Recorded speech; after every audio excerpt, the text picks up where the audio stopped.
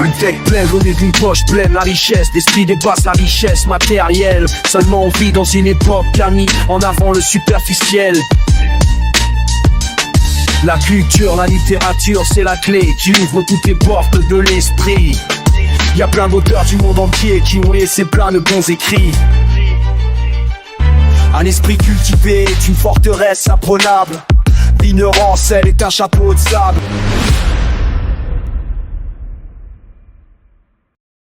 Bonjour, moi c'est Anissa Amraoui, autrice du livre Debout, toujours debout. Je suis aussi présente sur les réseaux sociaux sous le nom de Autisme et Résilience pour sensibiliser à l'handicap et donner de la visibilité à notre quotidien. Donc je suis surtout maman de 2 enfants porteurs d'autisme, dont mon aîné de 15 ans qui lui a un profil assez lourd et complexe. Et à travers mon livre Debout, toujours debout, j'ai voulu partager notre parcours, parler de résilience et mettre en lumière une réalité souvent invisible, mais qui reste remplie aussi de force et d'amour. Anissa Amraoui, bonjour et bienvenue dans l'émission La Plume des Quartiers. Pouvez-vous nous expliquer qu'est-ce que l'autisme et quelles ont été les principales difficultés que vous avez rencontrées en tant que mère d'un enfant avec un handicap lourd et sévère et comment les avez-vous surmontées? Alors l'autisme, c'est un trouble neurodéveloppemental. En gros, ça veut dire que le cerveau, il se développe différemment. Ça touche la communication, les interactions sociales, les comportements et parfois aussi les apprentissages. Et il n'y a pas un seul autisme, on parle d'un spectre parce qu'il y a des profils très variés. Certaines personnes vont être autonomes, d'autres, elles ont des besoins très lourds, comme mon fils aîné qui n'a pas de langage et qui a besoin d'un accompagnement permanent. Pour nous, les parents, les difficultés, elles sont nombreuses. Alors on a déjà les nuits blanches, la fatigue qui s'accumule, les crises, les soins constants, mais aussi le poids administratif qui est un vrai parcours du combattant. Et après ça, il y a le regard des autres, parfois lourd à porter, mais malgré tout on avance, on s'adapte et on découvre une force qu'on n'imaginait pas avoir. Dans votre livre, vous parlez de la résilience. Pouvez-vous nous expliquer ce que cela signifie pour vous en tant que parent d'un enfant atypique? Pour moi, la résilience, c'est cette capacité à se relever encore et encore, même quand on est épuisé, même quand tout semble trop lourd. Avec mes enfants, j'ai appris que chaque petit pas est une victoire et que malgré les tempêtes, on peut toujours trouver des raisons d'agir, d'espérer et d'aimer. C'est d'ailleurs comme ça que je termine mon livre, je vais m'auto-citer, avec debout, toujours debout, pour eux, avec eux, envers et contre tout, parce que tomber 1000 fois n'empêche pas d'aimer, d'agir, ni de croire encore. Comment votre expérience a-t-elle changé votre perception de l'autisme et des autres handicaps? Avant, je voyais l'autisme comme quelque chose de très lointain. Aujourd'hui, c'est une réalité qui fait partie intégrante de notre quotidien. Ça m'a appris l'humilité, l'ouverture d'esprit et surtout que derrière chaque handicap, il y a une personne, une richesse et une famille qui se bat. Mais ça m'a aussi beaucoup appris sur moi-même. J'ai appris à me valoriser parce que malgré toutes les difficultés, le rôle de maman d'enfant atypique, ça reste l'un des plus beaux rôles de ma vie.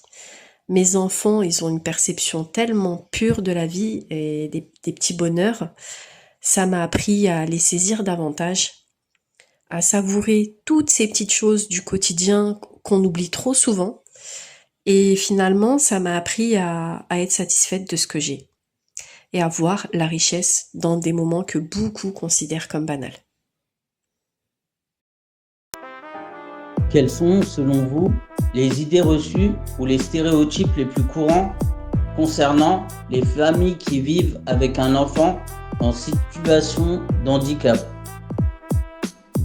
Le plus grand cliché, c'est de croire qu'on est des super-héros. En fait, non. On est des parents comme les autres, avec nos failles, nos fatigues, mais oui, avec un quotidien très particulier. Et à l'inverse, certains pensent forcément que nos vies sont tristes ou sombres. La vérité, c'est qu'il y a des moments très difficiles, mais c'est aussi une vie remplie d'un amour incroyable, d'une intensité qu'on ne retrouve pas ailleurs. C'est pas toujours simple, mais c'est si fort en amour que ça nous donne la force de continuer. Quel message aimeriez-vous adresser aux autres parents qui vivent une situation similaire à la vôtre? Alors, moi, je voudrais leur dire, vous n'êtes pas seuls. Même si des fois on a l'impression qu'on est totalement isolé, il y a une communauté, des associations, des ressources. Alors, il faut oser parler, il faut oser demander de l'aide et rapprochez-vous des associations près de chez vous. On reste humain. Faut pas oublier que les aidants, ils sont souvent très éprouvés. Et on sait que physiquement, certains finissent plus malades que ceux qui les accompagnent. Donc prendre du recul, souffler, prendre soin de soi, c'est pas un luxe. On a le droit, et surtout nos enfants, ils ont le droit d'avoir des parents épanouis. Donc prendre soin de soi, c'est aussi une façon de prendre soin d'eux. En écrivant ce livre, avez-vous rencontré des moments particulièrement difficiles ou émouvants que vous souhaitez partager? Alors oui, quand j'ai commencé à écrire, c'était une période très difficile. Parce que Adil, mon aîné, il se portait mal depuis 2 ans déjà. C'était beaucoup de crises, des insomnies, de l'agressivité, une perte d'appétit, une perte de poids, visage totalement fermé. Et à côté, donc un petit frère qui lui aussi a ses propres combats, ses propres tempêtes. Et le plus dur pour un parent sur ces moments-là, c'est de voir son enfant souffrir et de se sentir totalement impuissant. C'est vraiment horrible. Donc 2 ans qu'Adil allait mal et sur cette même période, donc s'est ajoutée une grande douleur personnelle. J'avais perdu ma grande sœur qui est partie très jeune, paix à son âme. Elle aussi maman de 2 enfants, presque du même âge que les miens. Et donc ça a été compliqué, l'agitation mentale, elle était très forte. Malgré l'épuisement, j'arrivais plus à dormir. Du coup, j'ai commencé un petit peu à écrire sur cette période pour occuper les nuits blanches, pour décharger et pour pas tout garder à l'intérieur. Et surtout, j'avais une idée qui m'obnubilait à ce moment-là, c'était de laisser une trace. Donc au fil de l'écriture, c'est devenu un semblant de livre, hein, et commençait à prendre forme avec les chapitres, l'intro, etc. Et c'est devenu plus engageant, parce que je me suis mise à penser à toutes les familles qui vivent les mêmes épreuves, les mêmes difficultés. Et au départ, j'avais aucun projet de publier, ça s'est fait vraiment du coup naturellement, spontanément. Tout s'est fait vite. J'ai eu même beaucoup de mal à choisir une maison d'édition, tellement c'était un tout nouveau monde pour moi. Quel rôle la sensibilisation et la visibilité jouent-elles dans la reconnaissance des réalités des familles atypiques? Je pense qu'il y a 2 choses. D'abord le concret, avec plus de structures adaptées, plus de solutions de répit pour les familles, moins de lourdeur administrative, parce que souvent en fait ce qui épuise, c'est pas le handicap, ce sont les démarches, les listes d'attente, les refus, etc. Et après il y a le regard. On a besoin que la société elle arrête de nous voir comme des super-héros ou comme des parents à plaindre. On est des parents comme les autres, avec une vie certes difficile, mais aussi remplie de joie et d'amour. Certes, il y a des moments très durs, mais c'est aussi une vie incroyablement riche en amour, et ça mérite d'être reconnu, soutenu et valorisé. En quoi l'écriture vous a-t-elle permis d'exprimer des émotions ou des expériences difficiles à verbaliser dans votre vie quotidienne? L'écriture, ça a été pour moi un véritable exutoire.